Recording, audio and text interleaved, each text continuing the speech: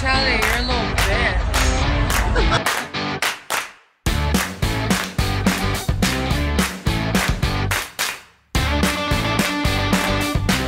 What is going on, everybody? It is your boy Charlie here again, and I am back with the other host of the Elite and NYC channel. His absence has been presently felt.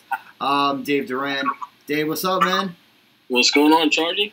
So, again, if you have not seen any of the unboxings or the interview with Papa Buck that we have put to the channel recently, go check those out before you listen to this.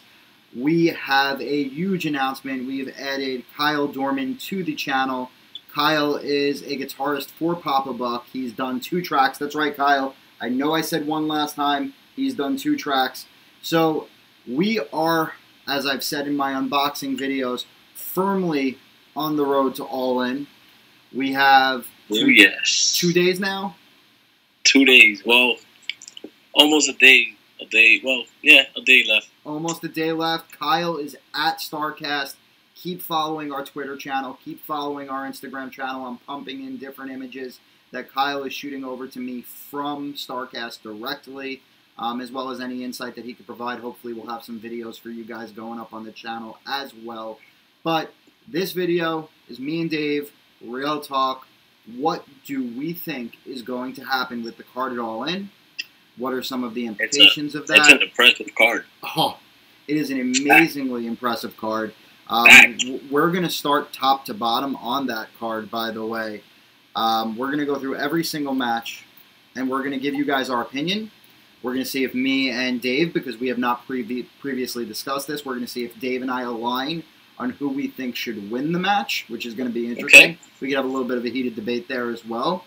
So I think the first thing is congrats to Cody Rhodes and the Bucks, not just on the overall success of All In, because I don't care. I know they've invested a lot of money into this themselves. It's taken an incredible amount of balls. It's turned into the Woodstock of wrestling in a 3-day event. But these dudes are going to be printing money, bro. Never mind the amount of merchandise that's being produced for this. Never mind that the arena itself sold out and paid for itself. I mean... Dude, I'm sorry to interrupt you. I was listening to Chris Jericho's podcast today with the Bucks and Cody. And he said such an important piece, now that you're mentioning like Woodstock and stuff. So he was telling us a story how Kiss had that 50th year, or I don't know, some commemorative like a celebration of some sort, concert or whatever, that they sold pins that says I was at Kiss 50th year or whatever. Yep. So he was like, oh, you guys should make something like that memorable for the people who went to All In, like a little collector's item, like a pin or something for the person. Like that? No, not like that. Something that said that says I was at All In. Yep. Oh my God, that would be fucking awesome. Dude, that is gold, man. They probably have it. NXT and SummerSlam had a I was at SummerSlam 2018 pin. But I mean, if you think of all the merchandise that Pro Wrestling Tees is paying them at least some share of the revenue on all of the products that they're creating. So you've got all the money coming from Pro Wrestling Tees. You've got the pay-per-view rights. Hot Topic's not selling All In stuff yet, right? That's coming. Oh, yeah, it's true. So you've got all the money that is coming from the High Spots box that they created. You have all the money that's coming from the pay-per-view sales between Starrcast and Honor Club, right? And pay-per-view directly. You have the deal that they inked with the WGN network to run 0 Hour on that, plus the commercial revenue against that. You have the sponsorship deals that they have in place with Cracker Barrel and TGI Friday. So literally, this is a full-out cash cow. I do not see any way that they are not coming out of this at least 10xing their investments that they put into this. They're going to. I can't believe you're not on that marketing plan. I tried before we spoke to Papa Buck, right, or had any connection to the Bucks.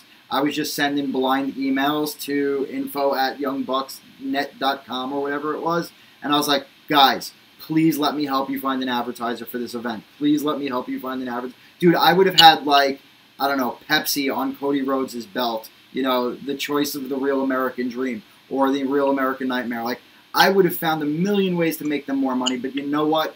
Good for them. They went and did it themselves without having to pay me a commission. Hey, you never know. They said that they might do it all in too. If they don't sign with WWE. We don't know. If they don't. I mean, it doesn't. I don't know. We'll talk about it later. Yeah, we'll get to that later. So let's go through the card, right? Yes. So they have the over the budget battle royal. I'm going to start there because that's on 0 Hour, which is on the WGN network. It's going to be put into millions and millions and millions of homes. 0 Hour is a very impressive battle royal featuring names like Moose, Jordan Grace, Colt Cabana, Ethan Page, Rocky Romero, Brian Cage, Billy Gunn, Jimmy Jacobs, Marco Stunt, Brandon Cutler, Punishment Martinez, and 4 to be announced, which, by the way, the remaining all-in roster is 4 names: Chucky T, Trent Beretta, Matt Cross, and MJF. So I'm assuming it's those 4 to be announced. Now, keep in mind that this person that wins the 0 Hour Battle Royal will be challenging Jay Lethal, or it looks like Macho Jay Lethal, for the Ring of Honor World Championship. So that's going to be awesome. I can't wait to see that. That's going to be absolutely amazing. So my question for you, Dave, this is the hardest prediction of all. Who is winning the 0 Hour Battle Royal, and who's challenging the one and only Lethal Injection himself, Jay Lethal? You said it was Colt Cabana, Billy Gunn, Moose, Jordan Grace, Colt Cabana, Ethan Page, Rocky Romero, Brian Cage, Billy Gunn, Jimmy Jacobs, Marco Stunt, Brandon Cutler, Punishment Martinez, and 4 other superstars. And 4 other superstars. One of those superstars, I am guaranteeing you right now, it's going to be Flip Gordon. It's not going to be Flip. There's 4 remaining superstars on the roster and 4 spots left. It has to be. They are not... Dude, I'm going to go through this deck of cards and show you that literally I have 50 cards in here, or whatever it is, right? It's the funniest thing in the world. This deck is amazing. But literally every single card on this deck says all in, right? Except Flip Gordon's, who says all out. Bro, I'm telling you, I'm calling it right now. Okay. One of those participants in the over the budget battle royal is going to be Flip Gordon. So if it is Flip Gordon, of the four that are remaining, yep, one of them is going to be Flip Gordon, and he's going to challenge Jay Lethal for the ROH World Heavyweight title. Okay. So hypothetical situation, you're right. And let's say Flip Gordon is in the over the budget battle royal, and wins. I would say he wins as well. Yes. If he is in there, he wins. And he challenges Jay Lethal, and there's a very good chance he wins. Remember what I said to you a couple of weeks ago when we recorded our first episode? Bullet Club is fine? Yeah. Yeah. Or was it? Bullet Club was fine? Yeah. It might have just been a random chat. The first episode. Yeah, okay. I told you that if Flip Gordon is in that battle royal, he's going to win. Yep. He's going to go face Jay Lethal. And I think Cody might be involved in that match some way or somehow. Or someone is going to get involved for Flip to win. And then Cody's going to definitely win against Nick Aldis. We'll get to that. And then we're going to have, you know what I mean, that Cody versus Flip. Cody versus Flip. I'm going to be honest with you. I still don't think he's booked. I just don't think they would have done all this to make this big of a joke out of it. I think they like him as the MC of the all-out party. That's why they kept him there. My guess is, look, it has to be a Ring of Honor guy. Because they're not going to have someone carry the Ring of Honor strap that's not part of Ring of Honor. That puts you down to Colt Cabana. Punishment Martinez. And it's Billy Gunn. What if Billy Gunn signed with them? He's not Ring of Honor. He won't. He's just like an extra name. My guess is it would probably be Punishment Martinez. Yeah. If it's not Flip Gordon, I would say it's going to be Punishment Martinez. Or, alternatively, it could be like a Trent Beretta or a Chucky T, because they're such fan favorites. that it would make sense to put them in that title match. If you're going pure, like, okay, Jay Lethal's just going to retain, so it doesn't matter, I'd love to see like a Brian Cage or a Moose win, because those aren't a match that you would see every day, and I think that like a Brian Cage versus Jay Lethal would be an awesome match. And they haven't, so these 4 last competitors, they're just going to keep it a surprise. Yep. Fuck, dude. So, we don't know there. I don't know, yeah, it depends though. If because initially it was what, an 8-man thing? No, so did you hear the story of how this came to be? Did you hear what Cody said? Funny as hell.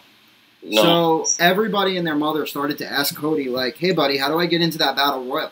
Like, if they weren't booked on the main card. So the over-the-budget Battle Royal is literally the over-the-budget Battle Royal. So Cody... They're sliding into negative already. Right, they had set a budget. Cody, in order to be able to pay for this Battle Royal, has sold the ring off to collectors. So the turnbuckles, the mat, all of that stuff has been sold off to collectors so that they were able to acquire additional funds to be able to acquire the talent for this Battle Royal. Wow. Right? So that's what's pretty funny. So I think we've kind of lumped Jay Lethal. We'll come back to him later. The other match on the card is the Briscoes versus SoCal Uncensored. Now remember, this is Cody and Matt and Nick Jackson booking this. So, I mean, I don't like that this is on 0 Hour. Not that it's like the pre-show, but it is sort of the pre-show.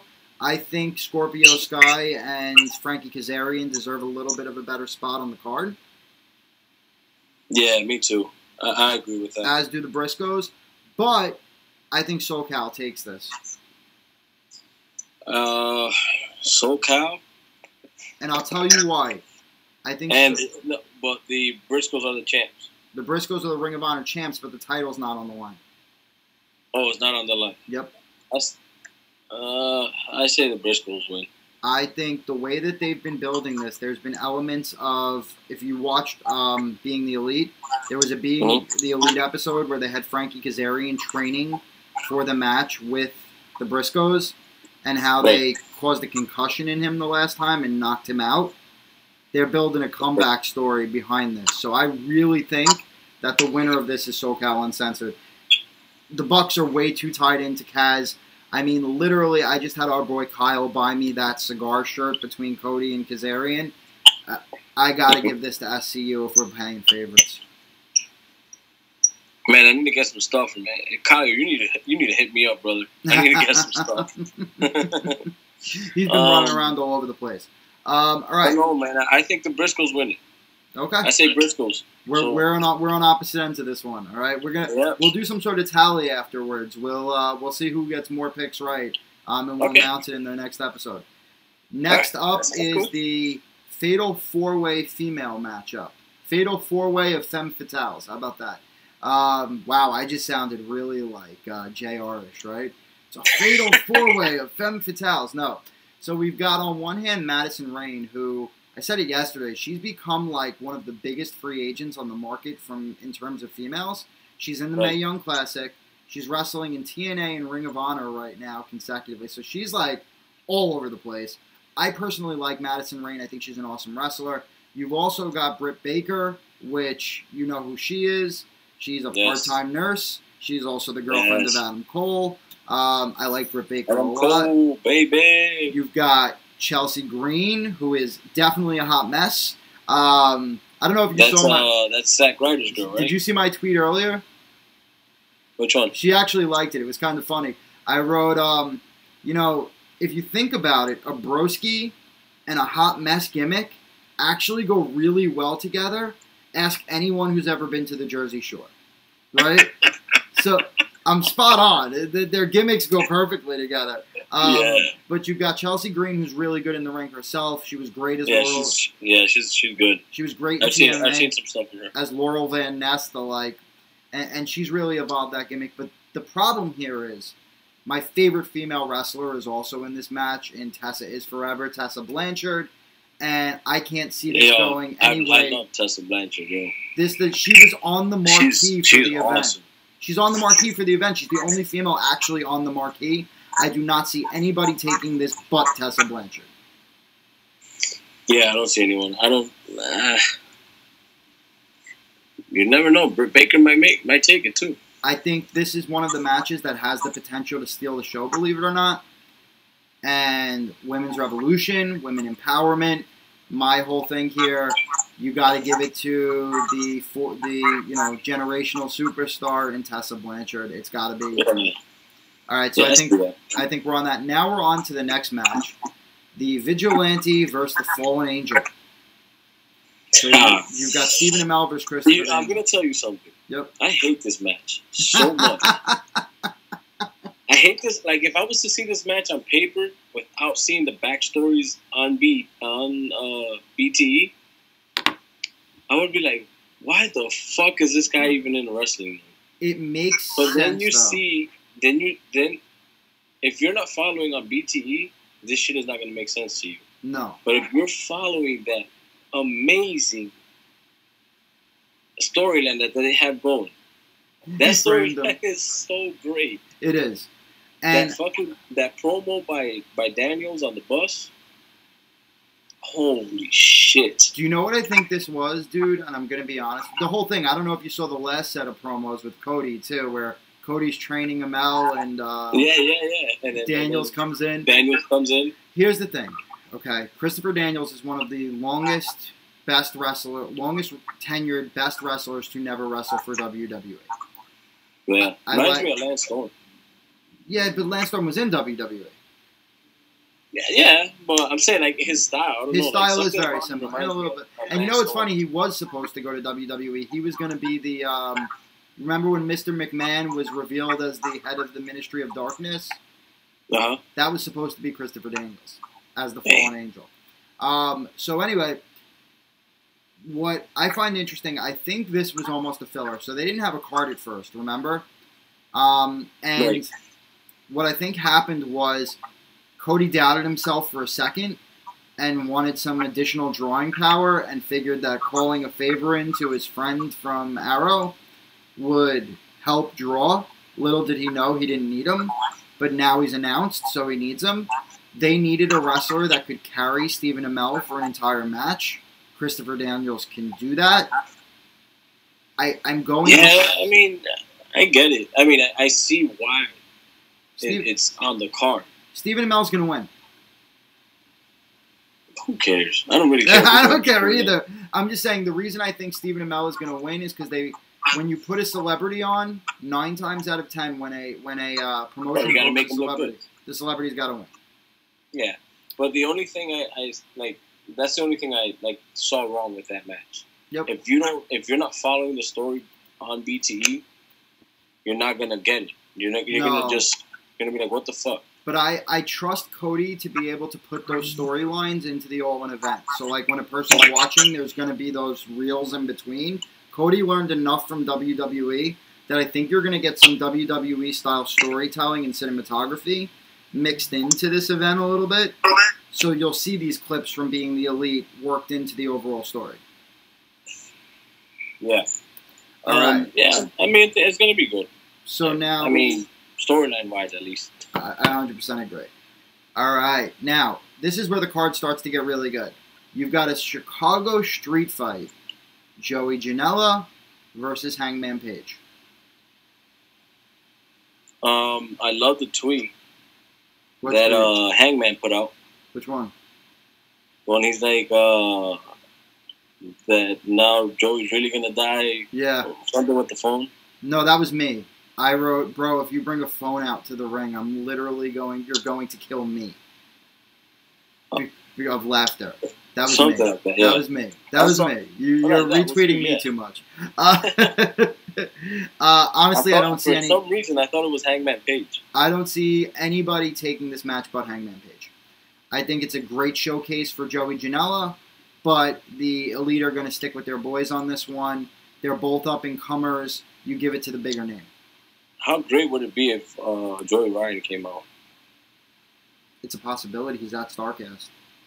That'd be fucking great. That'd be amazing. Did you see the boots that Kyle sent us? The picture of the boots? Check it out. Yeah. This is potential match stealer as well. They've built an amazing story around this. Marty cut one of the best promos I've ever seen him cut on the last episode of Being the Elite. They've built an amazing story of the junior heavyweight cannot overtake Kazuchika Okada. I just call him Okada because I can't pronounce the first name for the hell of me. Staten Island accent, boys, lost in translation. So I think Okada wins, but I think Marty puts up a hell of a fight. I don't see Okada winning this. Come on, man. It's an elite show. It is an elite show, but they can't have all of the members of the elite win. And I don't think. All right, I see that.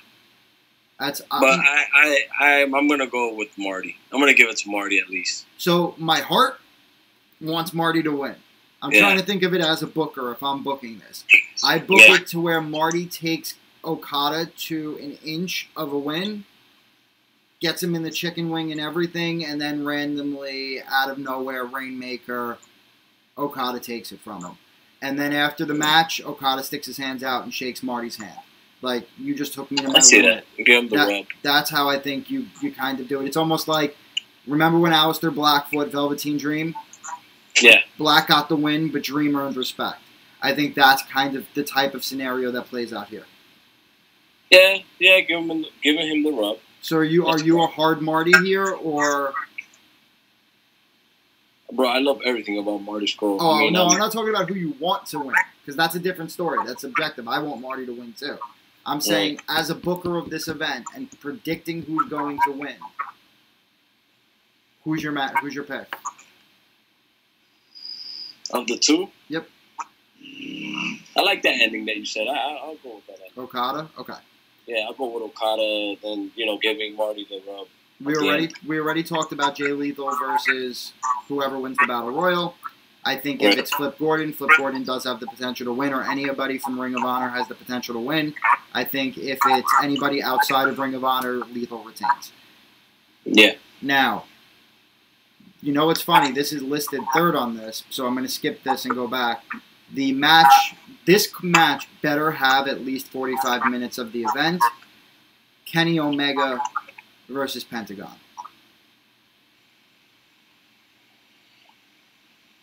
Oh, man.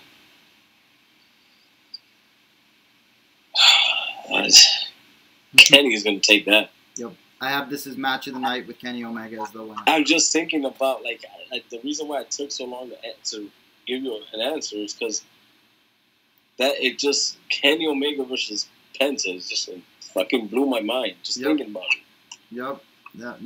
I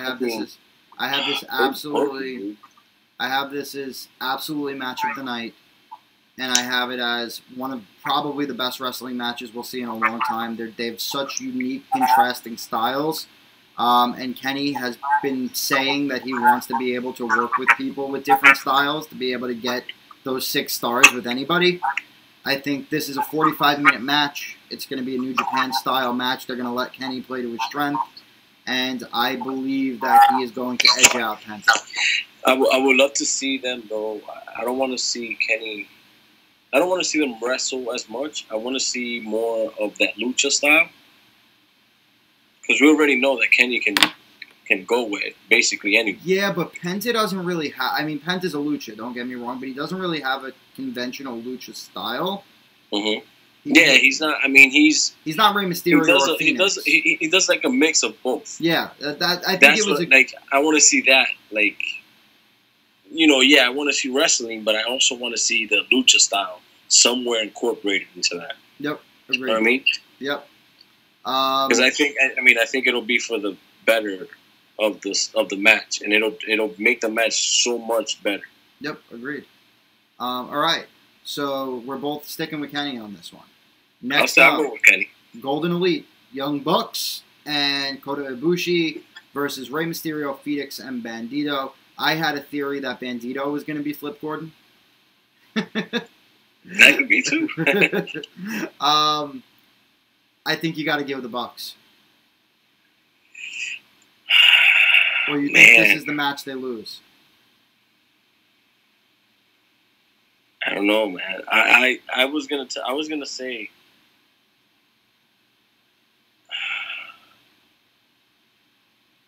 I was gonna say that this match probably the Bucks were gonna lose. Yeah. They were gonna probably give the rub to Rey Mysterio and his other two. What is it, Rey Fenix and Bandito? Yeah. Yeah, I think the Bucks do the right thing. They and put them over. Here's the thing, though: is it the Bucks putting over Phoenix, who's already established, and Bandito, who's not, right? Or is it Rey Mysterio putting over Kota Ibushi and the Bucks? There's two ways to kind of look at this. Yeah, I mean, if you want to put it that way. You know what I mean? Like, Mysterio could totally be just putting the Bucks over here. And then he could be putting them over. I mean, is that there's so many of the BTE guys, and you can't. And it's like you said earlier, you can't have every single one of them win every fucking match. No, agreed. Like, one of them has to lose. And I think the Bucks really wouldn't care about losing. Yeah, I don't think they would care. That's what I'm saying. I don't think they mind. But who eats the pin? But one of the Bucks would have to eat the pinfall then, because you can't pin Ibushi right now because he's got too much going on in New Japan. You can't pin. Well, you could pin any of the other three. I mean, Bandito could be there to eat the pinfall. You know what I mean? Like, he's the lesser known. He could easily take it. So I think this is up in the air a little bit. I would say I kind of feel that the Bucks will take it. It's their event. But again, a good booker will prioritize other things over their own victories because it is just a storyline. So I think whatever further... I mean, you never know. You never know. You might never... I mean, it's a 50-50 because they're so creative, dude. They're so creative. And I mean, as much as I want Rey Mysterio to win, it's fucking great. Like, it would make for great television because look at BTE this past weekend. Where he came out with the kid from Sons of Anarchy. Yep. And he was kind of trash talking the Bucks and stuff. Yep, that was. You know what I mean? Like Theo Rossi, right? Theo Rossi, yeah. The next. I mean, I don't know. I think to me, I think Rey Mysterio wins. Okay. Rey's team. I think it's possible, 150%. I think either way, it's going to be a stellar match. I think you're looking. Yeah, it's going to be great. Anything the Bucks, any match you put the Bucks in, dude. You're going to see a super kick 619 party. It's going to be insane. That'd be great. Now, next up, and the last match on the card that we haven't discussed yet, the other creator of All In, Cody Rhodes versus Nick Aldis. That's an emotional match. I think so too. I think it's got to go to Cody.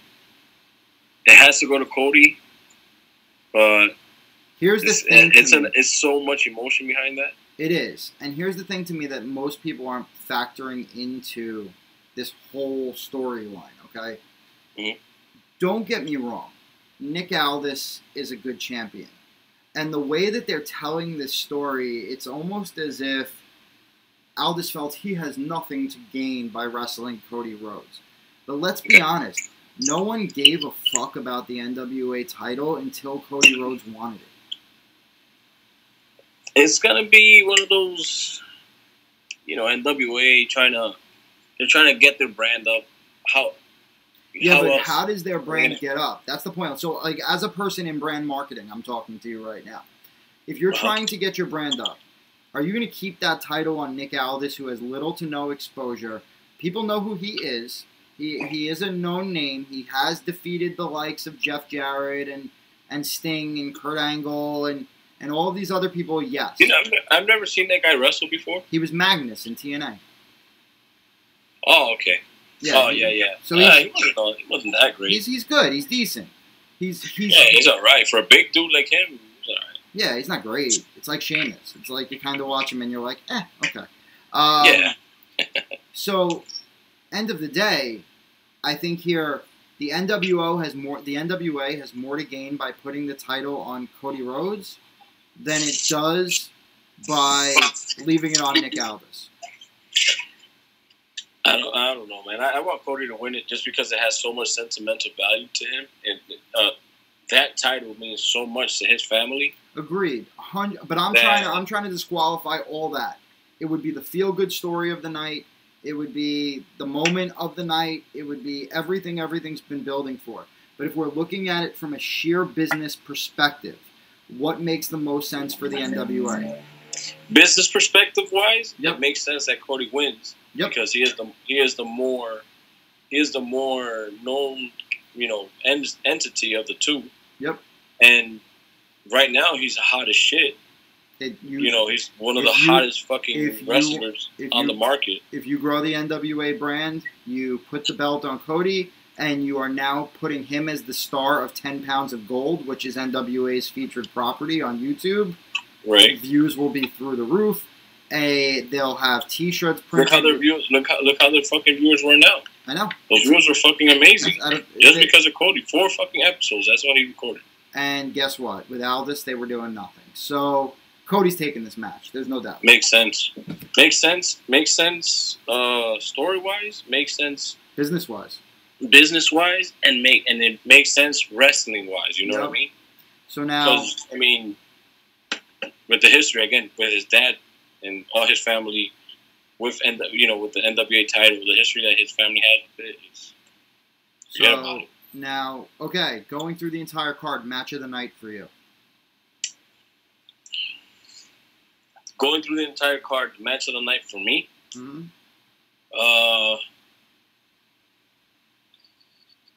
It's not going to be Cody and Nick Aldis. I know that. That's the feel-good moment of the night.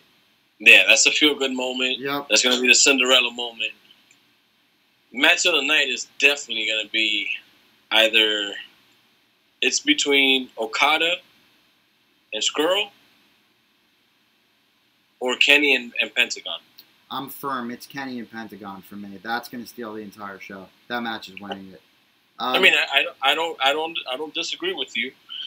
But it's kind of hard to, I don't know, man. Okada's such a fucking great wrestler too. As much as we want to give it to Kenny, like, bro, Kenny versus Okada. And I think Skrull is going to give Okada an amazing match. And look, having that many good matches is a good problem to have. I just think the styles of Omega and Pentagon are going to gel better than Okada and Skrull. Yeah, I see that. Too. So that's why that's my match. Now, I'm just trying to be devil's advocate here. Of course. I know that fucking that match is going to be bonkers. Fucking awesome. Which worst match of the night? Worst match of the night? Worst match of the night.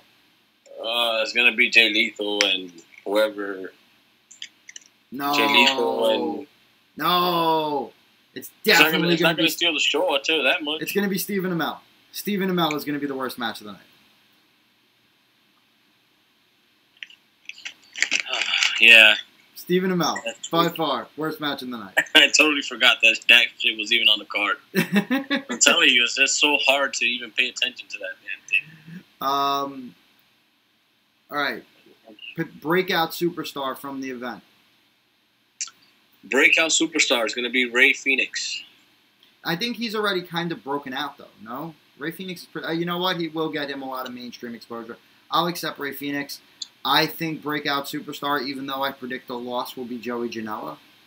I think a larger portion of the world is going to be able to see what Joey Janela is now, and that's going to create a pretty big, impression for him. Let's see. I'm not too impressed by Joey Janela. That's another Jersey Shore guy, Yeah, well, it doesn't do nothing. You know what I mean? All right, so... Now, any last thoughts on All In before we close this chapter of this conversation and potentially move towards other videos? Well, we already know that All In is going to be the first major, biggest fucking, indie promoted pay-per-view. Yep. Where would you rank this pay-per-view? In terms of... In terms of pay-per-view of this, any pay-per-view of 2018, where would you rank this one? We can go from January. Impact. Okay, so overall impact-wise on the industry, impact-wise on the industry, you're looking at number one from the industry perspective. Right. I would say it's going to be a top three. Top three. And I'm not. Who are the other two in front or behind them? NXT Takeover. Brooklyn? No. Brooklyn. This year, yeah, it was badass. And the NXT Takeover before it as well was pretty amazing. I see that. I could give you those. And those are probably the only two. And then coming in right after it, the only WWE pay-per-view worth anything this year was SummerSlam. We could talk about that in a few minutes. Yeah. But I would say it's definitely top five. I'm going to go with its top three. Depending on its performance, it might become number one.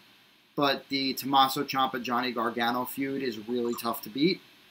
And, you know, as is Velveteen Dream, as is a couple of other things. And you know what's funny? I honestly think that if Cody Rhodes heard this review, which he probably won't, but if Cody Rhodes watched this video, he would probably be happy that the brand that was built by his father is the one that's being talked about in the same comparison as the brand built by him. So, end of the day, I think either way, it's going to be a phenomenal pay-per-view. It's going to beat any pay-per-view WWE has put out this year. And it's just only competition is NXT. I agree. All right, brother. So, in regards to All In, this has been our pre-All In show. We will have one after, not to do a review, but to talk. Let's see where we were right. Let's see where we were wrong. Let's see where we came in between. Outside of that, yep. We're still undecided. Yep. If we're gonna do a live play-by-play on All In, or do you just want to? Let's do it after the show. Let's enjoy it. Let's sit back. Right. Let's watch. Let's be wrestling fans for a little bit. I'm gonna do a little blog and send you my take on it. You record yours, and we'll put it up on the channel, and we'll see what people think of each reaction. I like it. You know I'll be tweeting, so just yeah, me too. Follow at Dave Duran. At Tingo. With a bunch of numbers Tingo, after it. Tingo 0324. A bunch of numbers after it. I've got the Elite and NYC channel is handled by me.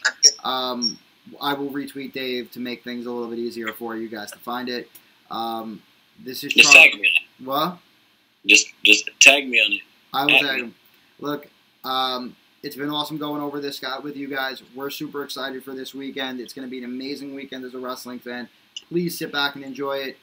I hope you guys, as I've said before, like us, are going to be all in. If you are someone that loves WWE programming, and look, there is a little bit to love right now, I'm not going to lie.